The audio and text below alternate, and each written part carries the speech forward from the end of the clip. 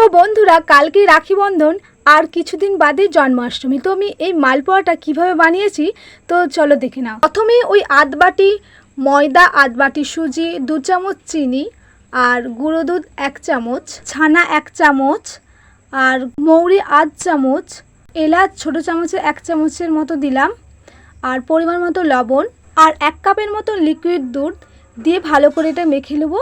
আর একটু জল লাগবে, তাই আমি আরেক কাপ জল নিয়ে নিয়েছি। তোমরা চাইলে পুরোটাই দুধে মাখিয়ে নিতে পারো, আর নারকেল কুড়া যদি থাকে বাড়িতে তো দিয়ে দিতে পারো, যেহেতু আমার কাছে ছিল না। আর ওই নারকেল কুড়া দিলে আরও ভালো লাগতো।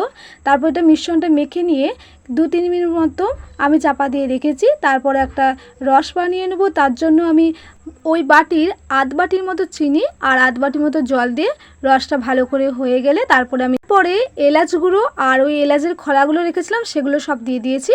তো তারপরে রেখে আর আমি এখানে মালপোয়াগুলো ভেজে নেব। অল্প আছে পুরোপুরি করতে হবে, না হলে উপরটা লাল হয়ে যাবে, ভিতরটা কাঁচা রয়ে যাবে, তখন খেতে খুব একটা ভালো লাগবে না। আর এগুলো বেশিক্ষণ ভাজতে সময় লাগে না। তো তারপরে আমি এগুলোকে ভাজা হয়ে যাওয়ার পর রসে ছেড়ে নেব। বেশিক্ষণ রাখবো না, উলট পালট করে কিছুক্ষণ রেখে তুলে দেবো। বেশিক্ষণ রাখলে আবার ওগুলো বেশি পান্তুয়ার মতো হয়ে যাবে বা বেশ ভালো লাগবে না খেতে। তারপরে আমি এগুলোকে তুলে নিলাম আর এগুলোকে সাজিয়ে নিলাম। তোমাদের সকলকে আগাম রাখি বন্ধনের শুভেচ্ছা ও ভালোবাসা জানালাম। তোমরা আমার পাশে থেকো আর এইভাবে ভিডিওগুলো দেখতে থেকো। ভিডিওটা যদি ভালো লাগে লাইক, কমেন্ট, শেয়ার, সাবস্ক্রাইব করতে ভুলুন। টাটা।